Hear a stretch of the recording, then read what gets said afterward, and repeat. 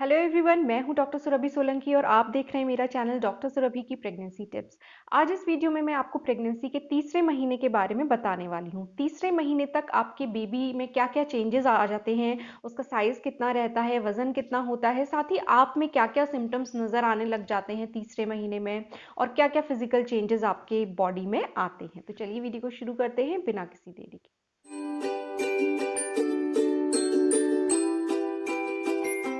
तीसरे महीने के एंड तक जो आपकी बेबी की लंबाई होती है वो लगभग 3.5 इंच की हो जाती है और उसका वजन करीब 40 ग्राम के आसपास होता है। आपके बेबी का ब्रेन डेवलप हो रहा होता है और उसका जो हेड होता है वो बाकी बॉडी से काफी बड़े साइज का उस वक्त नजर आ रहा होता है।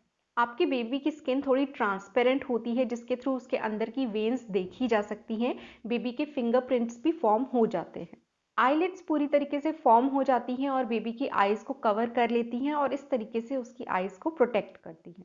बेबी की टंग और उसकी अपर लिप फॉर्म हो रहे होते हैं। बेबी अपना अंगूठा चूसने लगता है और उसे हिचकियां भी आने लगती हैं। बेबी का हार्ट भी काफी डेवलप हो चुका होता है और हार्ट बीट आसानी से अल्ट्रासाउंड में सुनी जा सकती है। बेबी इस स्टेज तक काफी मूव करने लगता है, ट्विस्ट करता है, स्ट्रेच करता है, टर्न्स लेता है, लेकिन वो भी इतना छोटा है और अभी आपका यूट्रस भी इतना बड़ा नहीं हुआ है, तो मोस्टली इस वक्त पेल्विक एरिया में ही रहता है, तो आप वो मूवमेंट्स महसूस अभी नहीं कर सकते। बेबी का बोन मैरो अब खुद के वाइट ब्लड सेल्स बनाना स्टार्ट कर देता है। पैनक्रियाज की फंक्शनिंग भी स्टार्ट हो जाती है और वो इंसुलिन प्रोडक्शन भी स्टार्ट कर देता है। बेबी की किडनीज अब तक डेवलप हो जाती हैं और यूरिन प्रोडक्शन भी उसका स्टार्ट हो जाता है। बेबी के फिंगर्स और उसके टोज अच्छी तरीके से फॉर्म हो जाते हैं। उसकी आईज, उसके ईयर्स, उसकी नोज फॉर्म हो चुकी होती है। तो इस तरीके से ये कुछ चेंजेस और कुछ डेवलपमेंट आपके बेबी का हो चुका होता है तीसरे महीने के एंड तक। इसके अलावा अब हम बात कर लेते हैं कि आप में क्या क्या सिम्टम्स आते हैं 3 महीने की प्रेगनेंसी में। तो प्रेगनेंसी के पहले और दूसरे महीने में जो नौजिया और जो मॉर्निंग सिकनेस हो रही थी वो तीसरे महीने में भी कंटिन्यूड रहती है। लेकिन अच्छी बात यह है कि ज़्यादातर महिलाओं में तीसरे महीने के एंड तक ये जो नौजिया और सिकनेस होती है ये काफ़ी कम हो जाती है। इसके अलावा थकान जो आप जैसे प्रेग्नेंट हुई थी उसके बाद से आपने महसूस करनी शुरू कर दी होगी, वो तीसरे महीने में भी कंटिन्यूड रहती है, क्योंकि ये बॉडी में प्रेगनेंसी के दौरान जो हार्मोनल चेंजेस होते हैं उसकी वजह से आपका ब्लड प्रेशर भी अफेक्ट होता है, आपके ब्लड में शुगर लेवल्स भी अफेक्ट होते हैं। इसकी वजह से ये थोड़ी थकान, थोड़ा स्लीपी फील करना, इस टाइप के सिम्टम्स भी आपको महसूस होते हैं।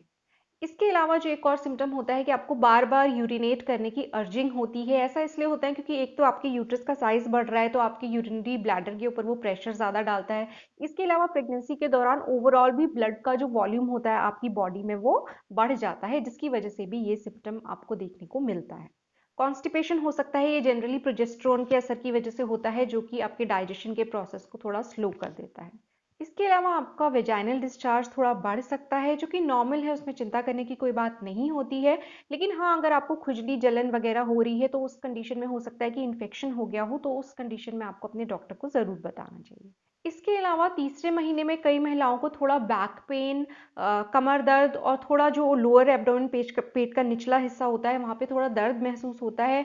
ऐसा इसलिए होता है क्योंकि यूट्रस आपका ग्रो कर रहा है, तो साथ में जो लिगामेंट्स और टेंडन्स उसके साथ जुड़े हुए होते हैं वो भी थोड़े स्ट्रेच करते हैं, जिसकी वजह से थोड़ा पेन आपको महसूस हो सकता है। लेकिन अगर आपको ज़्यादा पेन हो रहा है, स्पेशली क्रैम्पिंग टाइप का पेन अगर हो रहा है और साथ में थोड़ा ब्लड जा रहा है, तो उस कंडीशन को आप बिल्कुल मत इग्नोर करिएगा। उस कंडीशन में आपको अपने डॉक्टर को ज़रूर दिखाना है। इसके अलावा कई महिलाओं में मूड स्विंग्स हो सकते हैं और साथ ही कुछ खाने की चीज़ों के लिए बहुत ज़्यादा डिज़ायर होने लग जाती है और कुछ खाने की चीज़ों के लिए बिल्कुल एवर्जन हो जाता है, उनको बिल्कुल खाने का मन नहीं करता है। इसके अलावा आपके ब्रेस्ट्स में भारीपन होता है, टेंडरनेस होती है, यानी कि छूने पे पेन हो सकता है और ब्रेस्ट्स के ऊपर की जो वेन्स होती हैं वो विजिबल होने लग जाती हैं, नीली नीली धारियां जैसी वो वेन्स दिखने लग जाती हैं। इसके अलावा तीसरे महीने के अंत तक हो सकता है आपका वजन भी थोड़ा बढ़ना स्टार्ट हो जाए। जनरली क्या होता है कि पहले 3 महीने में वजन इतना नहीं बढ़ पाता है, क्योंकि कुछ कुछ खाने का मन नहीं करता है, जी मिचलाता है, इस वजह से अच्छे से डाइट हो नहीं पाती है। उसकी वजह से जनरली फर्स्ट 3 महीने में बहुत ज़्यादा वेट गेन तो नहीं होता है, लेकिन by the end of 3 months हो सकता है आपका थोड़ा वेट बढ़ने लग जाए। तो ये तो कुछ सिम्टम्स और फिजिकल चेंजेस होते हैं जो आपकी बॉडी में आते हैं थर्ड मंथ ऑफ प्रेगनेंसी में। अब हम बात कर लेते हैं कि थर्ड मंथ ऑफ प्रेगनेंसी में आपको किस तरीके से अपना ख्याल रखना चाहिए। तो पहली चीज़ तो ये कि अब क्योंकि थर्ड मंथ एंड होते होते आपका मॉर्निंग सिकनेस और नौजिया काफ़ी कम हो जाता है, तो अब आपको अपनी डाइट पे, खान पान पे अच्छी तरीके से फोकस करना है। आपकी डाइट में फ्रूट्स और वेजिटेबल्स तो ज़रूर होनी चाहिए, साथ ही दूध और दूध से बने उत्पाद को भी ज़रूर इंक्लूड करिए, जैसे कि दही हुआ, पनीर हुआ। जैसा आपका टेस्ट है, जैसा आपका मन कर रहा है, जैसा आपको पसंद है, उस टाइप की चीज़ें आप इनमें से अपनी डाइट में इंक्लूड कर सकती हैं। इसके अलावा हरी पत्तेदार सब्जियां भी बहुत अच्छी रहती हैं। रेस्ट कीजिए, बहुत ज़्यादा काम करने की ज़रूरत नहीं है। आपके डॉक्टर ने जो आपको विटामिन सप्लीमेंट्स दिए होंगे और फॉलिक एसिड दिया होगा, पहले भी वीडियोस में मैं बता चुकी कि फॉलिक एसिड जो होता है वो प्रेगनेंसी के पहले 3 महीनों में बहुत ही ज़्यादा ज़रूरी होता है बच्चे के ब्रेन और स्पाइनल कॉर्ड के डेवलपमेंट के लिए। अगर आप स्मोक या ड्रिंक करते हैं तो बिल्कुल आपको बंद करना होगा, क्योंकि आप प्रेग्नेंट हैं। कॉफ़ी अगर आप ज़्यादा लेते हैं तो उसको भी थोड़ा कम कीजिए। रेस्ट मैंने कहा था ज़रूरी होता है, लेकिन साथ में एक्टिविटी भी ज़रूरी होती है, इसलिए वॉक करने की हैबिट ज़रूर डालिए। दिन में कम से कम 20 मिनट तो वॉक ज़रूर कीजिए।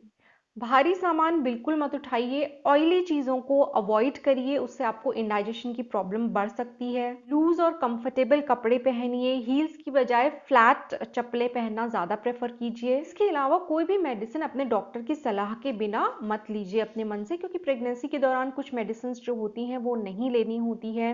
इनफैक्ट उनके सब्सटीट्यूट्स दिए जाते हैं आपको, जो कि प्रेगनेंसी में सेफ रहते हैं। तो अगर आपको कोई भी कंप्लेंट होती है तो अपने डॉक्टर से कंसल्ट करिए और उनको ये ज़रूर इन्फॉर्म करिए कि आप प्रेग्नेंट हैं, ताकि वो उसी हिसाब से आपको मेडिसिन प्रिस्क्राइब करें। तो होपफुली आज का ये वीडियो आपको कुछ अच्छा लगा होगा, यूजफुल लगा होगा। अगर अच्छा लगा है तो वीडियो को लाइक कीजिए और मेरे चैनल को सब्सक्राइब कीजिए। मेरे चैनल को सपोर्ट करने का एक और तरीका है, आप वो ब्लू ज्वाइन बटन प्रेस करके चैनल के मेंबर बन सकते हैं।